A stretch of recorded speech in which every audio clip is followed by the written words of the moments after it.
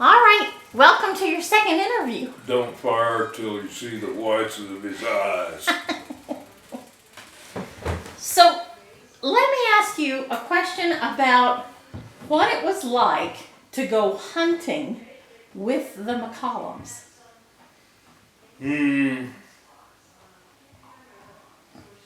Scary? Really? Yeah, because you didn't want to get in front of them. Get in the back. We would get up, hunting season, you got up about 3 o'clock in the morning, okay? You got up, you went to the barn, you fed the horses, you watered the horses, you saddled the horses, then you came back down to the house, had breakfast, and you started out, you needed to be on the trail about an hour before sunup. Because we rode back into the back country back in there. So you spent a lot of the day on a horse. I think the first time I got saddled was a horse, because we hunted 4 days.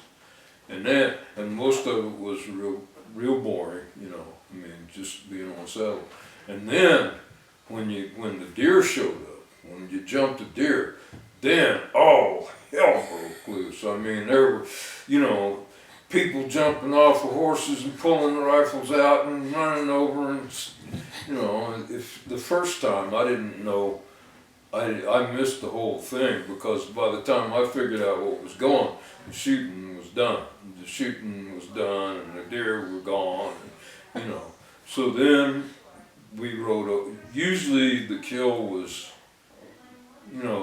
they fired long distances. So usually after they shot their deer, it was a half-hour ride to get to it.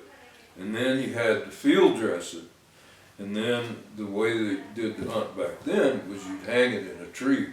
They brought cayenne pepper with them. And you'd hang it in a tree and you'd pepper down the insides so that flies you wouldn't get flies laying their eggs on the inside. Oh. Okay, so they'd field dress them, pepper them down, hang the carcass, and then on the last day of the hunt, you went and on the last day of the hunt, you brought 2 extra horses, pack horses, and you packed out the deer. So that's kind of the hunting season in a nutshell. Now, when you'd ride all day on these hunts, at the end of the day, would you sleep out in the wilderness? Oh, no, we went back home every day. Oh, really? Yeah. About an hour or 2 before sundown, we'd head back in, and get back into the house, and we'd sleep at the house. And then we'd get back up and do it again the next day, And you said Uncle Kenneth did the field dressing, is that right? No, well, Kenneth, more often than not, Kenneth was the one that did the dressing, because Kenneth was the youngest brother. Okay, they wouldn't trust me with dressing a deer, because first of all, they didn't kill doe, they kill bucks. Okay, and when you field dress a buck, you have to be very careful, because you don't want anything contaminating the inside. When you're cutting down in the groin area, there's you have to be careful about bladders and stuff like that. So, and they all knew all of this stuff, of course, but Kenneth was the youngest, so Kenneth did all the field dressing. And you said did he take his shirt off? What was it? Did he? I don't remember okay. ever seeing Kenneth with his shirt off. I don't think I ever saw him without a shirt on. Okay. Any of them. Well, I think I might have seen Daddy without his shirt once, maybe twice. You didn't see McCollums with their shirts off. Kind of rude. Well, now, so let's say they got through, when they had maybe 4 deer that they got, and they packed them back in. Did you guys take home some of the deer if you were on the hunt? Everybody got a deer, okay? And usually they got the deer they shot. Because once you'd gotten your deer, then you just you got to shoot because it was shooting time, you know. But usually, for the most part, I think my first season, I think I was given a deer. Oh. Somehow I managed to get a hold of the 10-point buck, you know, the biggest buck of them all. And Kenneth swore up and down, yeah, I saw him do it. I was thinking, maybe not. I mean, I remember one bunch of deer, we jumped up, everybody jumped off and started shooting, and I jumped off and I was shooting at a deer. Kenneth says, "That's a doe." He says, "We're shooting over here." And he points. And I think I split the air between that doe's ears. I was, you know, I didn't kill it, didn't shoot it, but Kenneth knew who I was shooting at. He could tell. Yeah, that's why I figured that first deer was a gimme. That's they were doing that on purpose. And so they knew all the physiology of the animal they were butchering. Of course. Yeah. They butchered millions. They butchered beef. They butchered hogs. They butchered deer. They butchered, you know. Right. They knew that stuff inside and out. It was not a problem. And when we went home at the end of the hunt season, our deer were skinned. They were skinned and they were field dressed. So we brought them home in quarters. And then when we got home, we finished the job. You know, cut them down, made steaks out of it, and all of that other stuff. But yeah, I mean, once the deer was shot, it was skinned, not skinned. It was field dressed. Right. You know. Well, I didn't know that about the cayenne pepper. That surprised me. Oh yeah, you couldn't hang that stuff out. I mean, well, it's not far from hunting season now, and you see what the weather's like. And back in those days, in the daytime, it'd get pretty warm. Those flies would come out. You know, if the meat was fresh, those flies would definitely infest it. Right. So they pepper it all down, and that'd keep the flies out. You know? That's interesting. And it'd keep the cats away too, because there were cats out there. Right. You know. When you say cats, you mean bobcats and lions. I mean cougars. Yeah. Yes, that's what I mean. Yeah. And they would take it if they could, if it didn't have. I think probably it would have been more likely. I mean, during hunting season, there were so many guns going off and so many people running around that I think a cat would be nervous about it. But at the same time, if a cat was hungry and, you know, there was meat hanging up on the hook, you know. But these guys, they've been out there a long time. They knew how to take care of the kills. Yeah.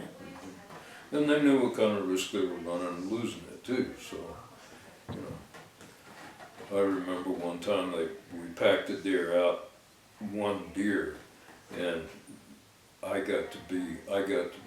was riding Dunny, the big old horse, and they decided they'd pack that deer out on my horse. So I got to ride with the deer, and of course it was antlered, and one of the antlers started working loose and started coming down and poking that horse in the side. Yeah. He said, "You mind if we stop a few minutes? Maybe you could work on this." All right.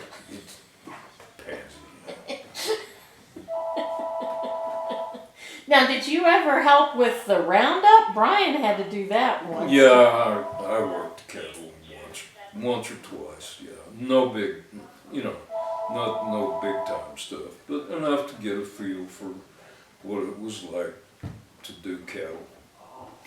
Did you like it? Yeah, it was all right. I mean, it was, you know, it was something to do.